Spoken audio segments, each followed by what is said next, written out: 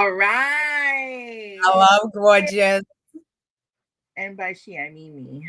It's always such a challenge to log on here, but it's always so fun once we get here. I know, right? I get like those, I call them stress pits. It's like no matter how much deodorant or antiperspirant, which I still don't know the difference between the two, no matter how much you put on, you're always just like, oh my God. I love our transparency. Hello, gorgeous. I am Kumi. And I am Benet. And welcome to the CastABLE Podcast, where we work really hard to abolish ableism in the entertainment industry and bring awareness. So it's been a minute. It's so good to see you. It's so good to see you. It's always good. We have a lot to catch up on, but only 5 minutes to catch up on. I know. But I really want to take a moment because we're in the midst of all of this Olympics, Paralympian like excitement. And there was one thing that I really just wanted to touch on because as someone who's transitioning to a disabled person right now, I really have a lot of questions and I'm really going through the stages. Mm-hmm. And I really want to talk about Celine Dion. And I love her empowerment. I love how she's fully transparent about her journey. I love all of that. But while watching Celine Dion perform at the Olympics, it was absolutely wonderful. But then I saw all these comments saying how inspiring it was to see her get up there despite her disability and pursue her career. And it kind of made me think, I mean, like millions of people do this daily despite having all the resources and recognition. And I want to ask as someone who is not as far along in their disabled journey as others, how does that make you feel? Does that bother you? No. Because let me tell you, I watched the documentary. Oh, did you? I feel like what she did was super educational. I mean, aside from telling her story and letting everybody know what's going on with her, which, by the way, nobody should feel like they have to disclose anything to anybody, right? Right.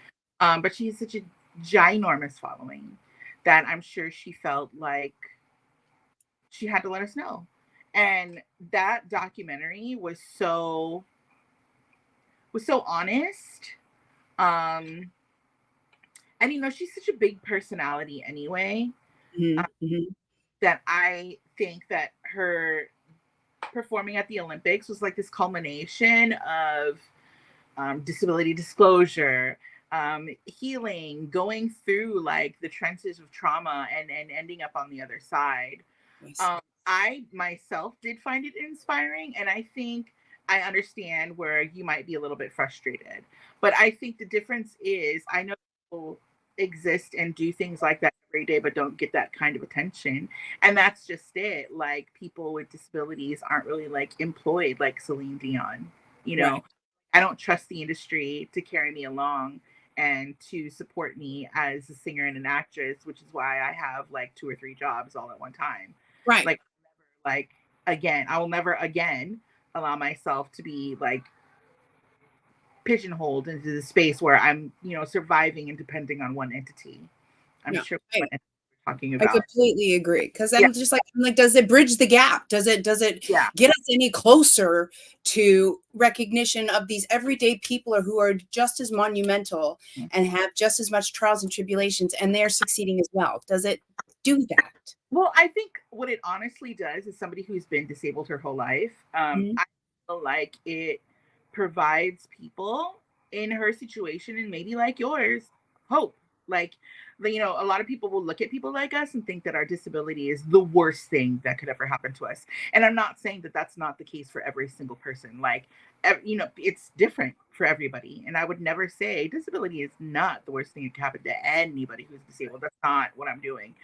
What I'm saying is that people still view disability as like something that's tragic, or something that's like so life altering that you have to stop and you have to give up your passion. And I think what she showed is that she stopped temporarily. It did stop her temporarily, but her drive and her pure love for singing was enough to carry her through to the other side to get to the Paralympics and perform like, literally I was out of It was an outer body experience. I was just like, God, this is magnificent. Yeah, but I get that, you know. I think it is the Selenas, the Selmas of the world that help shine a bigger spotlight on disability, especially in our industry. I like I said, I'm still learning, and I still have these bitter moments, and I still can be a bitter Betty because, you know, I'm transitioning and I'm coming into acceptance, and, you know, but you know, it's like little things annoy me, and I love that we have this podcast to be able to talk about those things, and show that it's not just one set of people that feel this way, and how we can all come together and have these conversations. And I learn from you daily, and I love that. But also too, like, your feelings are totally valid, and I think that has more to say about how the industry itself supports us as, you know, artists in the entertainment industry, and how they don't. Like, you know, it's like only the super. I mean, first of all, I don't have money to make a documentary about myself. Like, girl, if I did, y'all would have episodics of me on HBO. You know, but we don't have that kind of money, and it's just, and I'm not saying that it's right. You know, I'm not saying that what the industry does or doesn't do is right, because I think inaction is also being complicit. You know, but I completely see both sides of it, and your feelings are valid. And my feelings are valid. And I do, like you said, what's something that really rang true with me right now is that she, despite her, you know, situation, and despite the hardships, she still got back up there. And I'm thinking to myself, oh my God, I can actually understand and validate, because despite my difficulties, despite being in bed for 2 years and just crying and mourning, I am now getting back into it. I am now showing up. I am showing up to auditions, proud, cane in hand, and I'm like, I am here. I am here. So I'm coming around. I'm ending that bitter chapter, and I'm coming around, and I'm actually seeing that other side, which I am truly starting to appreciate. But like, I don't want you to like invalidate your bitterness, because a lot of that, I as an outsider who is blessed to be a part of your life, I feel like that bitterness is a result of an ableist society and ableistic cultures that are embedded in the fabric of this nation, of this world. You know, like, I don't think, you know, and I'm definitely not one to be like, yes, be bitter, because I'm the opposite. I'm like, yeah, everything's fine. I'm 44 and I still wear space buns because my nieces are over and we want to have fun. Like, no, like, you know, I don't wear my hair like this all the time. Like, you know, but like, there's so much more than just what you talk about that contributes to you being bitter, because you're not a bitter person either. No, I'm not. So, I feel you. I feel you 100%. I see you. I feel you. I appreciate you, Queen. I wanna move to our guest, because I'm really, really excited. So excited about our guest. You know, when I first started to embrace this new chapter of my life, I started auditioning as a disabled actor, and I started attending auditions that were specifically for actors with disabilities. And I'm not going to lie, I felt completely out of place. I felt this immense imposter syndrome, and I happened to be in one of my first Zoom holding rooms for an Amazon commercial, and specifically looking for actors with disabilities. And I was lucky to be in the room with our guest. And he was so gracious, and he was so kind. And as we spoke, he gave me advice on how to like step into my life and embrace my differences, and not to be ashamed, and to actually use it as a superpower. And we only spent about 5 minutes together, but I will tell you, he left such a positive impression on me. I'm just forever grateful. His name is Alex Barone, and he can be seen reoccurring in FX hit show Mayans MC for its 5th and final season. He can also be seen in recent films, including Netflix thriller Luckiest Girl Alive, starring Mila Kunis, and directed by Mike Barker from The Handmaid's Tale, and other upcoming roles, which include William Goldenberg's film Unstoppable, produced by Matt Damon and Ben Affleck. And a little bit about him, Alex underwent 43 surgeries early on in his life. He is passionate about advocating and empowering performers with differences in the entertainment industry. As such, he is actively involved with the organization Camp No Limits as a mentor to children with limb differences. He was born in Baltimore, Maryland. I am so honored, Alex Barone. Thank you so much for being here. I know he can hear me. Also, he's really handsome before I brought him to the stage. I mean, like when I saw him, you have to stop talking about it. I mean, he can hear us, but that's okay. I know he can totally hear us, but when I saw him the first time, I was like, oh my God. When I saw him in that Zoom holding room, I was like, whoa, hello. Alex! Back at you both. I love you. Thank you guys. That was really sweet. Thank you. Thank you so much for taking time tonight to be our guest. I really appreciate you. Appreciate you both. This is awesome. Thanks for having me. Thank you. Of course. I would love to hear a little bit more about your journey in your life. My life. I mean, you said a lot there. I'm from Baltimore. I moved out to Los Angeles about 10 years ago.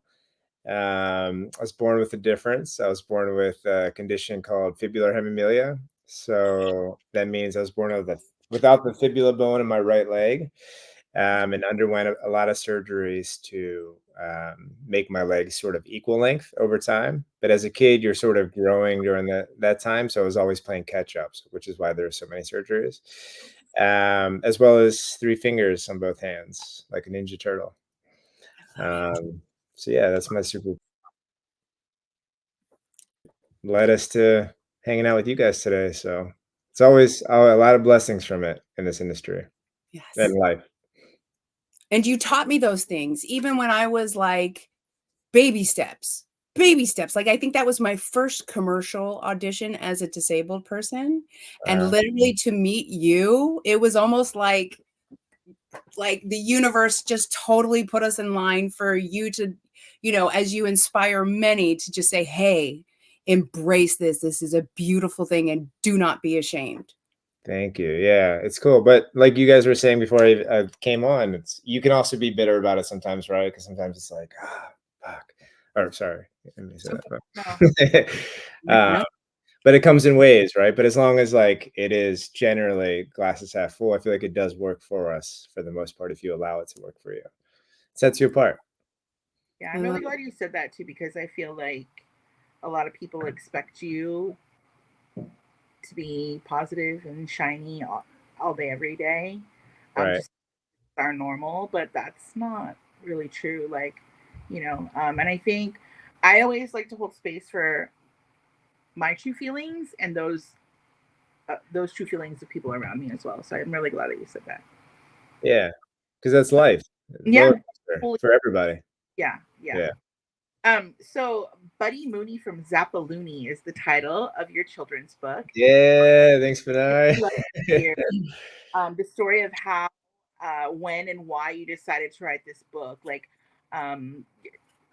how was it born, and what are your plans with it moving forward? Thank you guys. I just released it a couple weeks ago. I'm really excited. It was born a long time ago, actually. I started writing it like maybe 7 or 8 years ago. I had the idea, my whole life, everybody called me an alien and or ET or this and that. So I've always been fascinated with sort of that, or if I were to express myself, I'd always draw myself as an alien on paper or anything, or that sort of thing. So I just wanted to do some sort of character like the little blue guy there, Buddy, and same hands as me. And just something that celebrated being different, and like that being different is freaking awesome. And at the end of the day, it sets you apart from everybody else. And because of this organization I work with called Camp No Limits, we do talent shows at every camp. And as a kid, talent shows are awesome, but as an adult, talent shows, everybody should be doing a talent show, because it like brings this uncomfortableness, vulnerability out of you, where you see the kids do it and you're like, what happens when you grow up and you're like, you lose that sort of that like pureness of performing in front of people that we had, and now we're all scared as an adults, even though we're in this industry. And so I wanted them to do a talent show where them being different, just them being themselves, was the cool thing and inspired everybody. So it's sort of about that. My plan is to make it a series of books, 3 to 5 books, and Buddy Mooney's journey, and then make it into a series. I think it'd be an awesome, like, animated little show or movie. That world. Love that. Yeah. I love it. The book is amazing. I read it, and it's a great read. And actually, you can actually give it to kids. My son's read it. Yes, fun. he's 11. Perfect. Cool. I mean, Cool. it's perfect. It's perfect. It's perfect for parents to read to kids. It's perfect for kids to read. It really does a fabulous job of showing people's differences and how everybody should be embraced and everybody has talent and everybody should be accepted. And I just love it. I love the talent show aspect of it as well. Thank you. That's awesome. Phenomenal. It was phenomenal. What did you say? I'm sorry? What's your son's name? Zachariah. Oh, Zachariah, cool. I'll send Zachariah some coloring book versions too. Yes. Yeah. So happy he likes it. Thank you so much. I appreciate that. I learn so much from you guys daily. And Kumi and Alex, you were both born with disabilities. And not too long ago, I was having a conversation with Queen Kumi. I think it was like last week, where she said something that truly got me thinking. I mean, she said, I don't know any different than what I am. And it slapped me in the face. And I want to know, Alex, I'm curious if you relate to these sentiments. And if so, where does that strength and acceptance come from? I think for me, it's sort of a roller coaster of what we said before. Or I should say it took a roller coaster to figure it out, to feel sort of my best me version of me.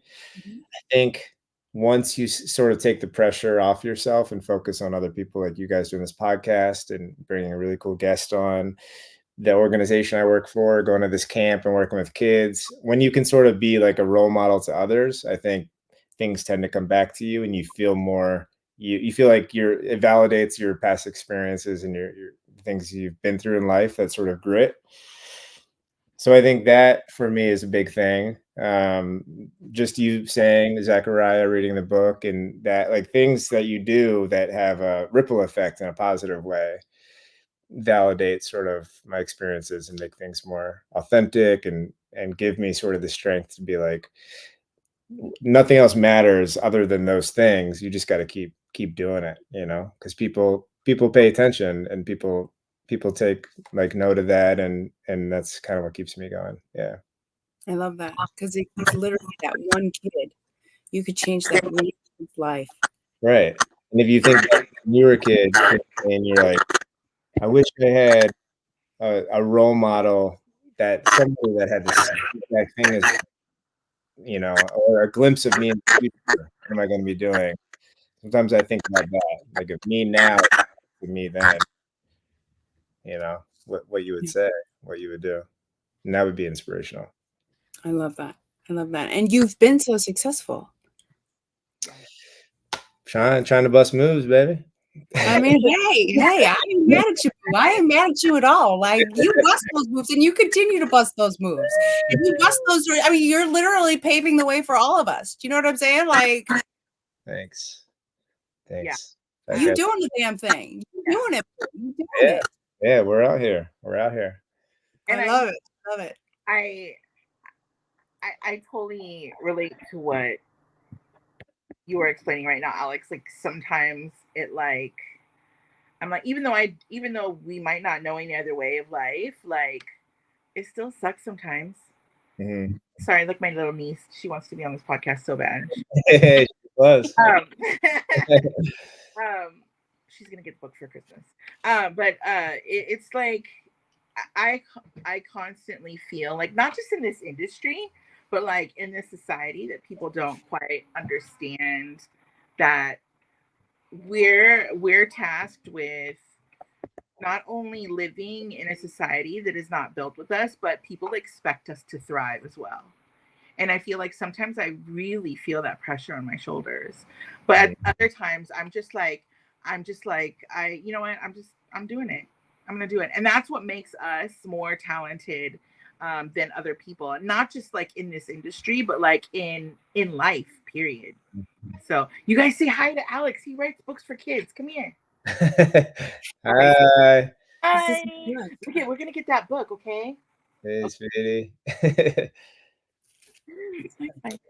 So yeah, but that's all I mean, it's interesting because I still have times where I feel like I don't belong and I'm out of place, especially in this industry, like you guys said. And I know that this can resonate with everyone, but society tends to diminish the value of people's lived experiences and unconsciously exclude so many beautiful groups of people. Mm-hmm. You know what I'm saying? And it really, for people, for the two of you, it's always been inspiring because this world is not built.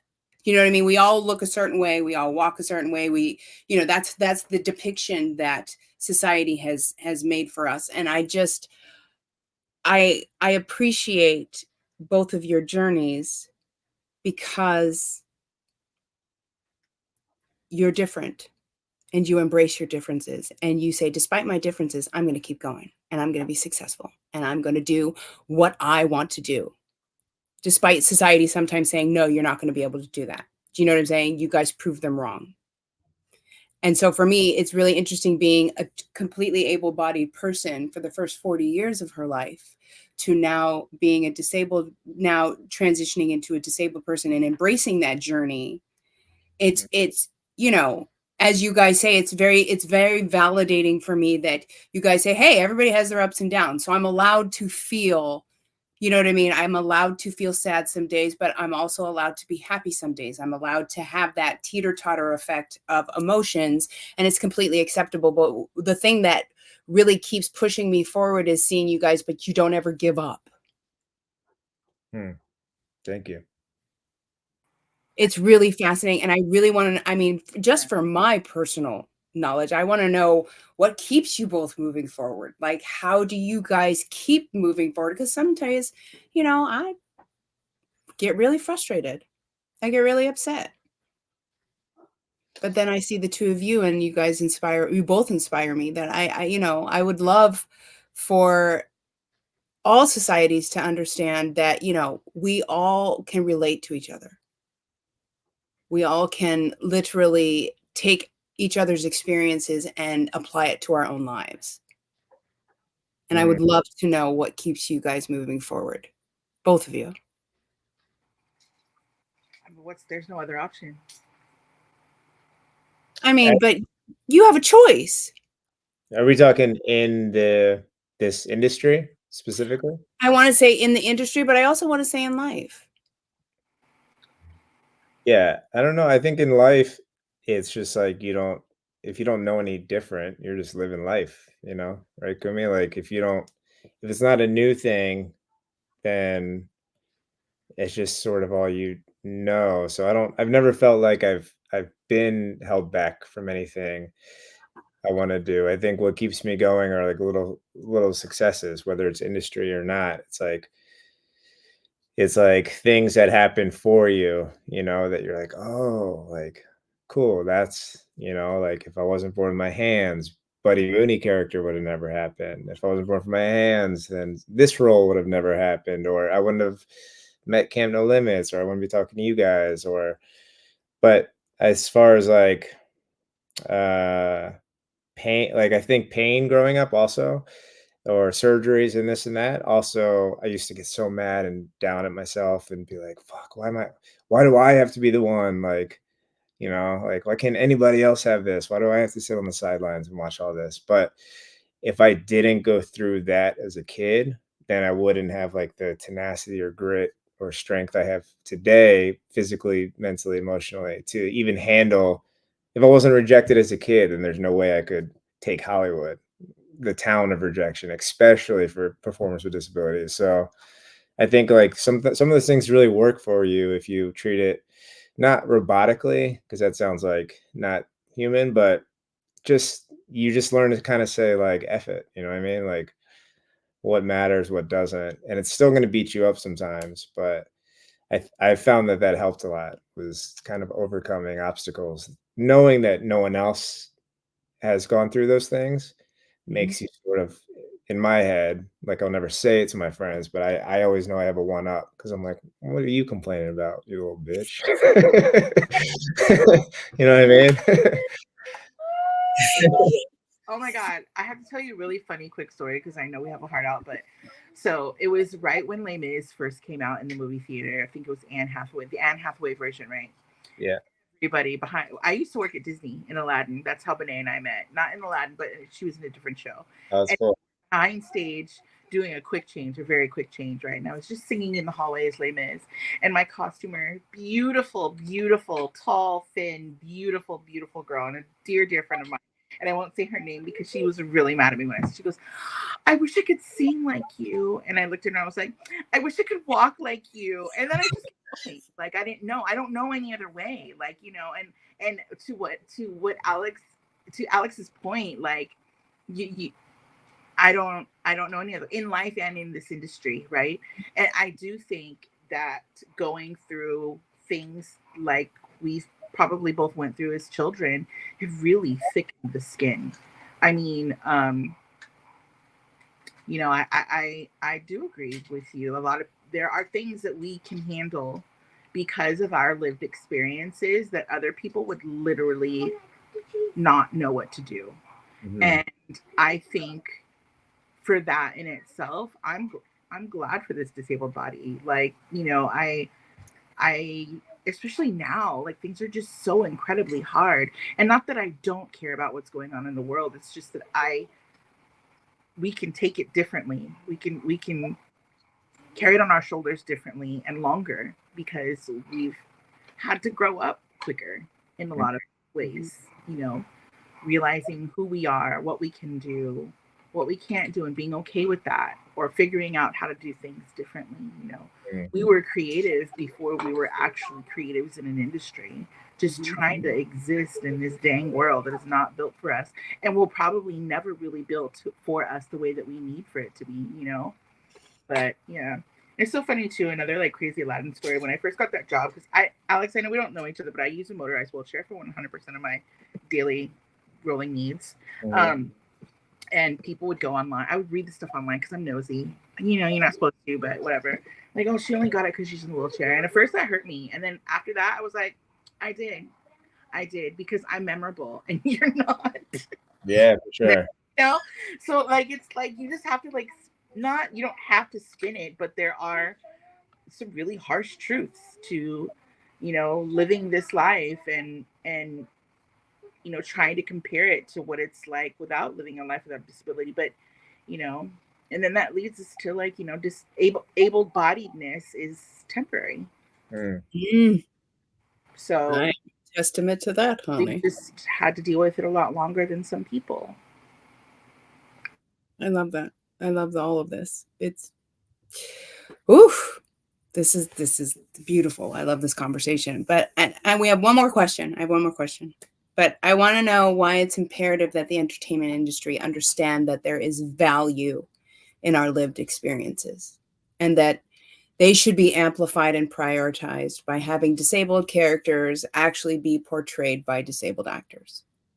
I would love to know what your opinion is of why it is imperative for the entertainment industry to understand us. I think it's imperative because, like Kumi was just saying, all those things are so true, you know, and I feel like the grit and the tenacity and the strength that you just get naturally from the things that we've gone through just aren't being portrayed on screen authentically. You know what I mean? Like if there is a character with a disability, it's always the same storyline, right? We've seen a million times from people. If their life is sad, the whole episode's about that one thing, how they got there, how they overcame something. But the truth is like we maybe talk about it once to new people in our lives, and that's it if they ask, and then it's never even a thing. So I think that's sort of where we're at. I think just people have to get more creative and you know, I mean, better writing. And I think once disability is portrayed as sexy on screen, which it is, and gritty and like badass, then it's really going to change sort of mainstream how people view it, how audience views it, and how creators view it. And then there'll be more and more and more, and it'll kind of snowball effect. But if it's the same sort of veteran or whatever bullshit role, then it's just like nothing's gonna proceed on that end, which is also why it's important that you guys are doing this, creating your own content and telling these stories, and that we write and that we approach writers and share our stories, because you never know who's going to watch this and be like, oh yeah, that's a good point. Like, let me write something different for once. Yeah, I got off track, but no, you didn't get off track. No, it was phenomenal. No, it was perfect. Spot on. You're so spot on. I am so tired too of like, also to like disabled people with disabilities. Like, my life does not revolve completely around my disability, and I know that there is a lot of I'm like luck in that. Like, there are other people whose lives literally is minute by minute about their disability, and I get that.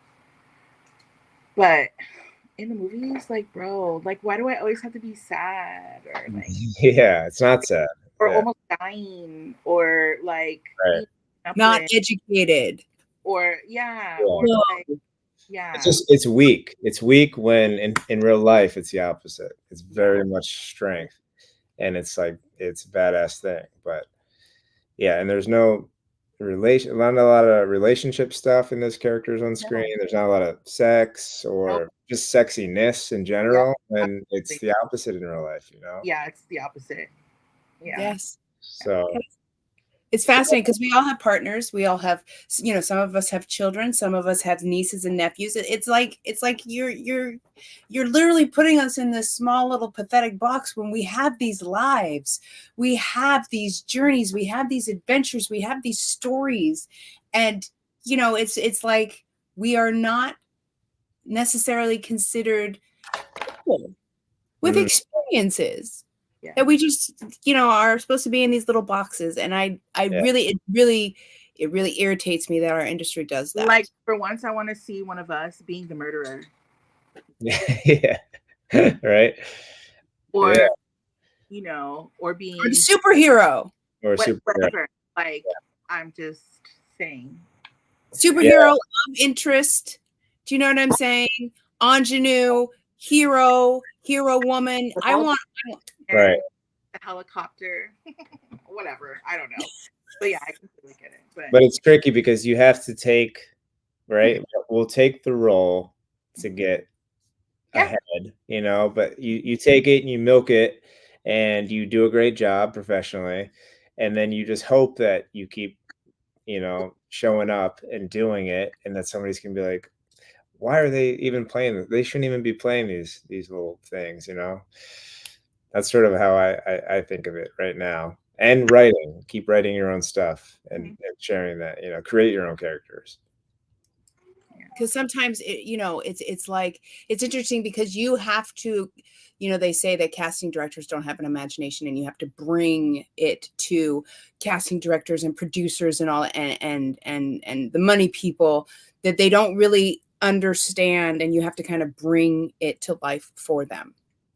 So it's definitely delivering these phenomenal scripts with people with disabilities, and how exciting it can be, and how, you know, everyone in society could just be as enthralled with it as it is living it, the experience. Yeah. Do you know what I'm saying? But we are the ones that have to amplify each other, amplify our stories, amplify disabled writers, amplify disabled directors, DPs, actors. I mean, it's kind of like a collective heave-ho that we all have to do, and along with our allies. And that's why we do this podcast, is like to give everybody a comforting kind of place where they can learn and understand and not feel canceled or, you know,